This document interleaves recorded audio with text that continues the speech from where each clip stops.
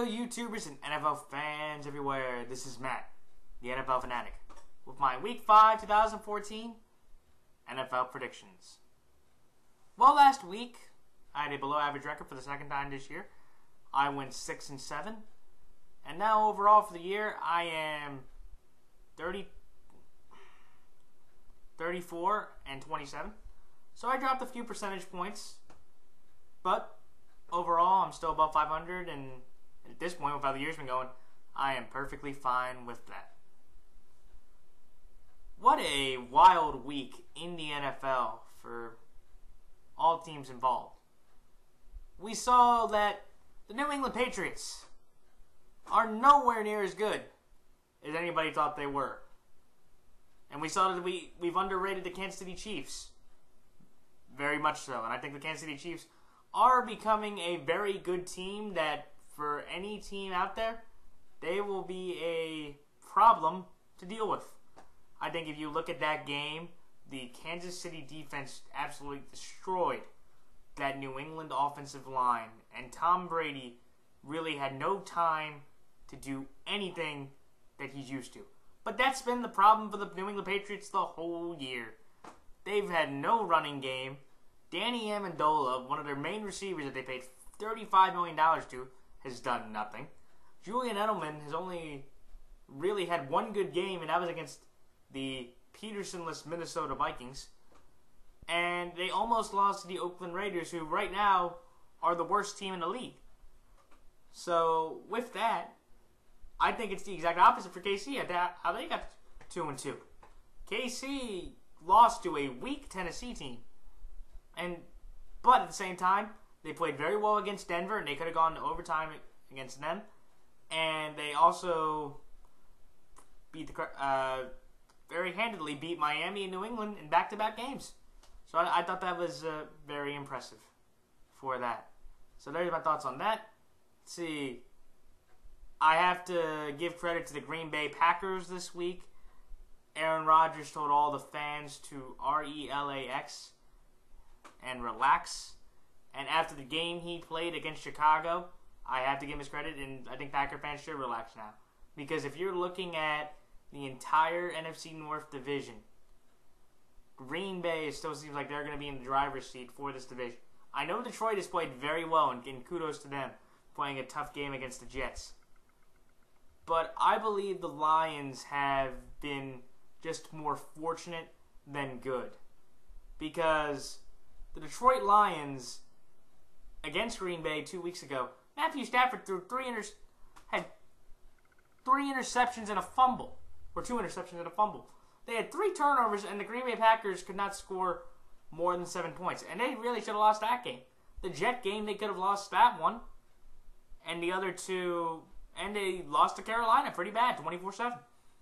So, after what I saw Green Bay do a motivated Chicago team, I'd say that they're still the favorite to win the North, just because they look more relaxed, and Rodgers is getting into that rhythm.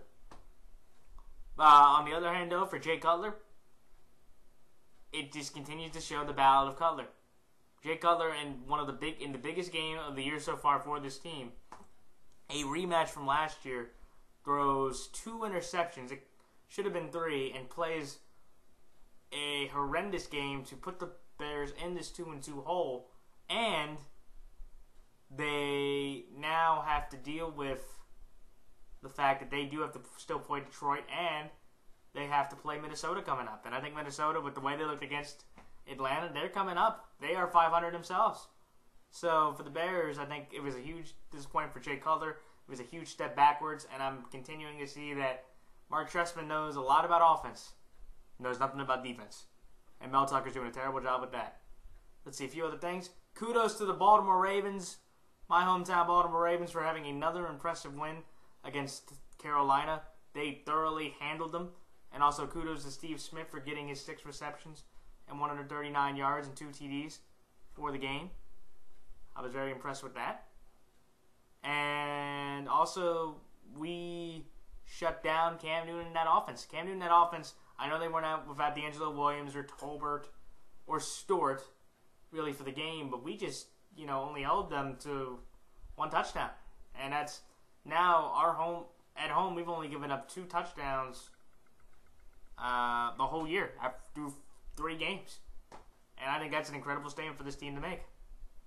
And also kudos I want to give out to the Dallas Cowboys. What a win for them to prove that they are a legitimate contender in the NFC East and possibly a legitimate contender in the NFL. They thoroughly handled the Saints. They killed them in the offensive line. The defense was making plays and causing fumbles for them to be effective. And Tony Romo has been playing solid and consistent football, which is surprising to me because you never hear those 2 words with Tony throughout the year. And right now he's thrown 6 touchdowns and 1 pick in these last 3 games. So kudos to the Cowboys for how they've done. And lastly, before I get into my picks, what a disappointment for Pittsburgh. I watched that game and I was just stunned to see how Tampa was able to come back with 40 seconds left in the game and realize that they had blown the game like that. But also when you have 13 penalties for over 100 yards, you have Le'Veon Bell taunting, you have Antonio Brown having unsportsmanlike conducts, 2 holes in the offensive lineman, pass interferences, you're not going to win games like that. And I believe that this Pittsburgh Steelers team is in a lot of trouble moving forward. For this week, the Oakland Raiders and Miami Dolphins have byes, so if you have any of their players, Darren McFadden, Carr, Holmes, Ryan Tannehill, Lamar Miller, bench them because they will not be playing this week. So, time for my picks. Tonight, when the 2-2 Minnesota Vikings go to the 2-2 Green Bay Packers, I am taking the Green Bay Packers. And then on Sunday, when the 2-2 Chicago Bears go to the 2-2 Carolina Panthers, I am taking the Chicago Bears. When the 1-2 Cleveland Browns go to the 1-3 Tennessee Titans, I am taking the Cleveland Browns. When the 1-2 St. Louis Rams go to the 3-1 Philadelphia Eagles, I am taking the Philadelphia Eagles. When the 2-2 Atlanta Falcons go to the 2-2 New York Giants, I am taking the New York Giants. When the 1-3 Tampa Bay Buccaneers go to the 1-3 New Orleans Saints, I am taking the New Orleans Saints. When the 3-1 Houston Texans go to the 3-1 Dallas Cowboys, I'm going to take the Dallas Cowboys. When the 2-2 Buffalo Bills go to the 3-1 Detroit Lions, I'm going to take the Detroit Lions. When 3-1 Baltimore Ravens go to the 2-2 Indianapolis Colts, I'm going to take the Baltimore Ravens. When the 2-2 Pittsburgh Steelers go to the 0-4 Jacksonville Jaguars, I'm going to take the Pittsburgh Steelers. When the 3-0 Arizona Cardinals go to the 2-1 Denver Broncos, I'm going to take the Denver Broncos. When the 2-2 Kansas City Chiefs go to the 2-2 San Francisco 49ers, I'm going to take the San Francisco 49ers. When the 1-3 New York Jets go to the 3-1 San Diego Chargers, I'm going to take the San Diego Chargers. When the 3-0 Cincinnati Bengals in the Sunday night game go to the 2-2 New England Patriots, I'm going to take the Cincinnati Bengals. And in the big Monday night game, when the 2-1 Seattle Seahawks go to the 1-3 Washington Redskins, I'm going to take the Seattle Seahawks. Alright, so time for my thoughts on each game. Minnesota at Green Bay. I am going to take the Green Bay Packers in this game because I have just been more impressed with Green Bay, and I feel that they have more talent than the Minnesota Vikings do right now. I feel that Green Bay made an impressive statement against a motivated and rolling Chicago team, and I feel that Minnesota, even though Teddy Bridgewater played an exceptional game by a rookie standards for his first start, he looked very poised, he was making great decisions, he was making good throws, and working with the talent he was given, he used it to the best of his ability. Jerry is right at over 130 yards. Gerald McKinnon had over 130 yards rushing. So kudos to him. And this Minnesota team was more motivated. They looked more crisp on offense. They had some big turnovers on defense. They got some big pressures. But I feel that Green Bay's talent, even with all that in mind, Green Bay just at home with more talent and more motivation should beat this Minnesota team. And Teddy Bridgewater is questionable for the game. So even if he plays, he's going to be on a gimpy angle, and going up against Dom Capers in this defense, I don't feel good about that matchup one bit. So I think it's going to be a bit competitive, but I'm going to take the more experienced home team in Green Bay over the younger and inexperienced Teddy Bridgewater and this Viking crew right now in this game. So that's why I'm taking the Packers over the Vikings. Bears over Panthers. I'm going to take the Chicago Bears based on the fact that the Baltimore Ravens and Pittsburgh Steelers have proven over the last 2 weeks that if you can run the ball effectively, which Chicago can with Matt Forte, and pass with the weapons that you have, it'll work out. And Chicago by far has a much better offense than either Baltimore or Pittsburgh does. And I feel that Carolina can try all they want, but having Lamar, Houston, Jared Allen, Willie Young, and all these defensive guys, it's going to be a struggle for them to match up, because I feel that Chicago has some good guys on the line. That Carolina offensive line was getting beat around and pushed around by the Ravens defense and Pittsburgh's defense. And I feel with Chicago's talent, they have enough talent to do the same thing. And also I feel that if you put Tim Jennings on Benjamin, I think that's going to be a matchup that's not going to do that well. I also think Kyle Fuller can do pretty well. And just at the end of the day, I've looked at this Panther team's defense, and I'm going, if they're giving up that many points and not scoring that much, and they've done that against the Ravens and Steelers offenses, they're going to have even more trouble with the Chicago Bears offense. I think Carolina, if they can get pressure on the offensive line, but Chicago's offensive line is done pretty well, or if Jay Cutler makes mistakes, which I've seen him make, that they have a shot to get this game. But if I had to go with the Bears offense against the Panthers defense, I'm going to take the Bears offense in this one, because they've just looked overall better than the Panthers have in these 4 games. So that's why I'm taking the Bears over the Panthers. Cleveland over Tennessee.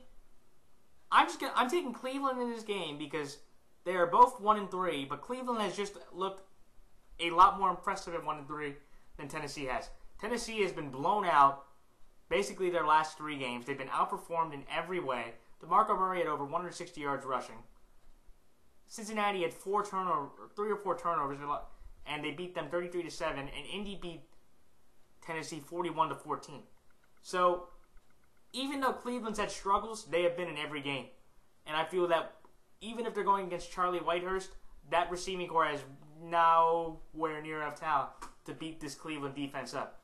Because Cleveland can stop the run and then get after Whitehurst, which will make mistakes, and he won't even have any weapons to score with. And I've seen Brian Hoyer and his offense work. They've been able to get points in bunches with Crowell and West. And I think that Cleveland right now just has more motivation and more talent to win this game than Tennessee does. I think Tennessee has looked absolutely pathetic, where Cleveland has not. Cleveland could easily be 3-1 or 3-0 right now if they just hadn't made a few plays. Remember, they made the big plays against New Orleans, but if they would have got the ball back, I think they would have beat Pittsburgh, and they should have beaten Baltimore. So with those kind of statement losses, they should easily beat a Tennessee team, which is mightily struggling right now in every phase of the game, because Cleveland right now just has better aspects all across the board. So that's why I'm taking the Browns to beat the Titans. Eagles over Rams. I'm taking the Philadelphia Eagles based on the fact that the St. Louis offense, I can't trust enough. That if they get turnovers, can I expect Austin Davis and Zach Stacy along with Kenny Britt and Quick and Stedman Bailey to score enough points to keep up with the Eagles? No, I do not. Because what I saw at Austin Davis and that defense was they can give up points, and they have. They gave up 34 to Minnesota, and they gave up 34 to Dallas. And those offenses are, Minnesota is not really that good, and Dallas has a good amount of talent. And I would tell you, everybody right now, the Philadelphia Eagles have a better offense than those 2 teams right now with all the weapons they have. Do I think that St. Louis can get after Nick Foles? Absolutely. Do I think that LaShawn McCoy and Sproles are going to struggle again, just like they did against the Niners? Absolutely. But if I'm taking the 7th round pick of last year from Mississippi State that was a walk-on, or Nick Foles, who's proven to be pretty consistent at quarterback for the last year and a half, I'm going to take Foles and this team at home to beat a unexperienced Ram team, which, led by this second-year quarterback, won't be able to handle the pressure in Philadelphia. I think if they get turnovers, the game gets close, but I'm going to take the home team with the offense over Austin Davis and his offense. So that's why I'm taking the Eagles to beat the Rams. The Giants over the Falcons. I'm taking the New York Giants because right now the New York Giants are getting hot. And to me, the New York Giants are one of the most streaky teams in the league. When they win games, they win games. And when they get on a roll, no team can literally stop them almost. They even can play Seattle or Arizona or Denver at this point, and they will play tough and they could win. And also, I'm just looking at the fact that Atlanta has become New Orleans. I trust them to win a lot of their games in their dome. I do not trust them to win any games that they have outside of that dome, because they've given up now 65 points outside of the dome. And Matt Ryan has now thrown 3 interceptions compared to maybe 3 touchdowns, where at home he's thrown, I think it's 7-1. And this Atlanta team just looks nowhere near as comfortable outside of that dome. And with this giant defense, the way it's getting at, they're getting to an offensive line, and I know Atlanta's offensive line is beat up, even though Jake Matthews, has moved in for Sam Baker. But I just can't trust this Falcon team away from the dome against this motivated Giant team, which is starting to play like the Giants that maybe we thought they could be. I think the game can be competitive, but the last little tidbit I'm going to bring in here, last time Atlanta played New York in New York, they lost 24-2. That was a 2012 wildcard game, which Atlanta lost 24-2. So that's why I'm taking the Giants to beat the Falcons. New Orleans over Tampa. Basically, this was really tough for me because Tampa actually has somewhat looked better than New Orleans has in a lot of their games. But I'm going to take New Orleans at home. Just like I said about Atlanta, I can't trust New Orleans to win any of their road games, but I feel they can win their home games. And Tampa, as much as they've had fun, and they've looked good against a lot of these teams, I don't think this is the first time Glennon will play in that dome, and I don't think he's going to do very well at all in it. And I think Breeze and that offense will do enough to beat up this Tampa team just like they did in Atlanta. I think it'll be closer, but New Orleans offense in that dome has more firepower than Mike Glennon does, especially with Mike Evans now being out for 2 to 3 weeks with a broken hand. So that's what I'm taking the Saints over the Bucks. The Dallas Cowboys over the Houston Texans. I'm taking the Dallas Cowboys based on the fact that the Dallas Cowboys right now have a better feel to them than the Houston Texans do. The Houston Texans, in their last 2 games, have looked absolutely pedestrian. Ryan Fitzpatrick is now playing like Ryan Fitzpatrick everybody thought he would be. He threw 2 interceptions, and 2 of them, they were awfully bad. And if it wasn't for J.J. Watt's incredible 80-yard pick 6, this Texan team could be 500. But I'm just looking at this Dallas team and looking at that offensive line. They can stop enough of that pass rush for Romo to make plays. And that Dallas defense can make enough plays to cause Fitzpatrick to have his turnovers. And with this game at home, with the momentum the Cowboys have, I feel the Dallas Cowboys, in a lot of ways, are a better overall team, enough with flaws that their offense will cover the Houston defense enough to win this game. I think they're going to get after the Houston secondary, which is not really that good. And I don't think Fitzpatrick can respond with his offense the way he plays, especially with a banged-up Arian Foster, because I'll take the leading rusher in the league, DeMarco Murray, over a beat-up Arian Foster, who really did not do that much in the game against Buffalo anyway. So I think the game can be competitive if Romo goes into that Romo kind of mode. But if Romo goes into Romo and Fitzpatrick goes into Fitzpatrick, I'll take Tony Romo over Fitzpatrick any day, and I'll take this overall offense better than Houston's at this point. So that's what I'm taking Dallas over Houston. Detroit over Buffalo. I feel bad for E.J. Manuel because he got benched for Kyle Orton. I didn't think that was fair. It was only 4 games in the season, and E.J. hadn't played that bad to warrant a benching. But so with that, I do not like that this Buffalo team is going into Detroit, where the last time they were in Detroit, they beat a more offensive firepower Green Bay team with a lot better weapons. I think Kyle Orton, can have his moments against the Detroit secondary because it is not a phenomenal secondary at best. But with the Detroit's front 4 and the way they've been getting pressure after quarterback, Kyle Orton's going to have a miserable day under center.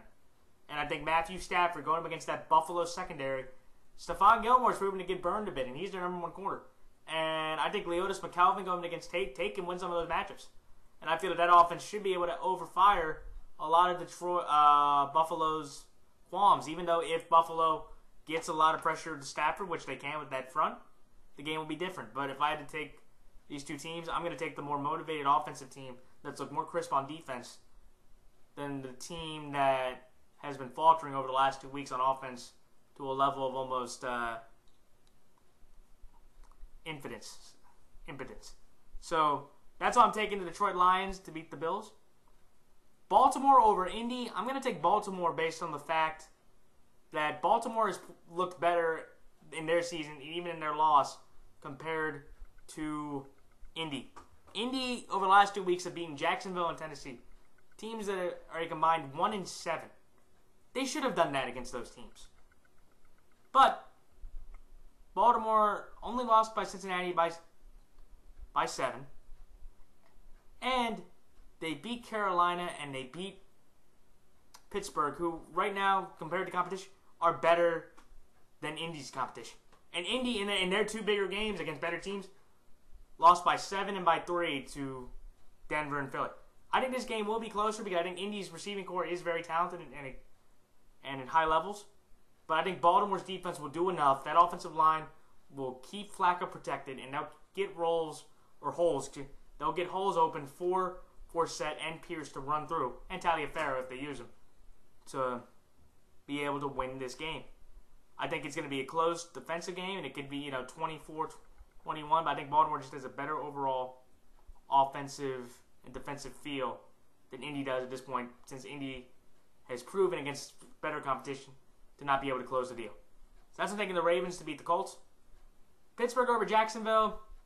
As bad as Pittsburgh's looked, Jacksonville has looked worse. And Pittsburgh, by any stretch of the imagination, just in every phase of the game, should beat this Jaguar team, because this Jaguar team is arguably the second worst team in the league behind the Oakland Raiders. And even if they get penalties, they should win this game based off that alone. So that's why I'm taking the Steelers to beat the Jaguars. The Broncos over the Cardinals. Peyton over Drew. That's what I have to go with here, because I think the receivers and the secondary are about equal, and the running games are about equal, and I think the offensive lines are about equal. I think Denver also has a little bit of an edge on the defensive line. But if I had to go with Peyton Manning at home against Drew Stanton, and again, I am a huge Arizona Cardinal fan. I'm one of their biggest supporters. They're not going to be Peyton at home after both are coming off a bye, especially with Peyton looking to be motivated to play a Seattle-type team in Arizona with the secondary he's playing. He wants to prove a point that he can beat a secondary as good as the Legion of Booms. And Arizona has a secondary that can be considered just as good as the Legion of Booms. So, again, it's going to be a competitive game. I'm excited to watch the game of the week. But I'm going to take Denver over Arizona just based off Peyton over Drew Stanton. Niners over Chiefs. I'm taking the San Francisco 49ers based on the fact that right now San Francisco just overall has better talent. And San Francisco found something in that second half that made me really impressed. And I feel that San Fran will do a good enough job, even though they are flawed, that they will hold Charles a bit. I think Kaepernick will be able to make some plays against this defense that Tom Brady cannot. And with that alone, and also Alex Smith being a little bit miffed, and the Niners motivated to show him that, Cap's our guy, I think he's not going to have nearly as good a game. And I think without Charles running, he's going to have to go against that secondary. And that Niners secondary is playing extremely well. And I think that'll be enough for this Niner team to beat this Chiefs team in a very competitive game. So that's what I'm taking the Niners over the Chiefs. Chargers over Jets. Chargers have been able to close out games. The Jets haven't been able to. Phillip Rivers is playing probably the best football right now. I would have him as my MVP. And I also just feel that San Diego, the Jets' strength is their run defense. San Diego really has no running game, and they're still winning. And even if Geno is able to make some plays, he'll make that one mistake and throw a pick to Flowers or Weddle that'll cost the Jets the game. And I think that with that alone, also with the Chargers at home, they're going to be able to win this game based on the psyche that this team has, along with the Chargers being much, much better talented all around than the Jets are. That's what I'm taking the Chargers over the Jets. Bengals over Patriots. The Bengals have a better defense, a better wide receiver core, and a better quarterback than the Kansas City Chiefs do. And if the Kansas City Chiefs can play the way they did against New England, and New England can look that bad, just imagine what Cincinnati can do against this New England team. I know New England's at home, but again, if Kansas City can play that good against New England now, imagine Cincinnati, because they have a better defense, they have a better running game, or they don't have a better running, excuse me. They have a better receiving core, and they have a better secondary right now than the New England Patriots have. And I just feel that this Patriot team is in deep trouble of losing the AFC East for the first time in 5 years. And probably the third time in the last 14 years. And lastly, Seattle with Washington. If Kirk Cousins, and I know Kirk Cousins is not this bad, if he threw 4 interceptions against the Giants, he's going to struggle even more against the best secondary in the league, the Legion of Boom. I think Seattle was rested. They are motivated. This is where the Legion of Boom started. This is where this team really started to gain a name after they beat Washington in Washington. And with just how the Redskins have looked over the last 2 weeks, I really just can't buy in to what this team is doing against Seattle, the way they've been playing. Because I still think right now Seattle's still the best team in the league, and they're going to prove it and show a dominant showing against Kirk Cousins and this struggling Redskins team. So there's all my picks for this week. Like, comment, rate, subscribe. If anyone has any comments, any of the games, please put them in the comments section. I'd love to hear about it and love to debate people about it. But that's it. So good luck to all the teams out there. Good luck to all fantasy players, and good luck to all fellow prognosticators. And until next time, this is Matt, the NFL Fanatic, signing off. Till then, so long.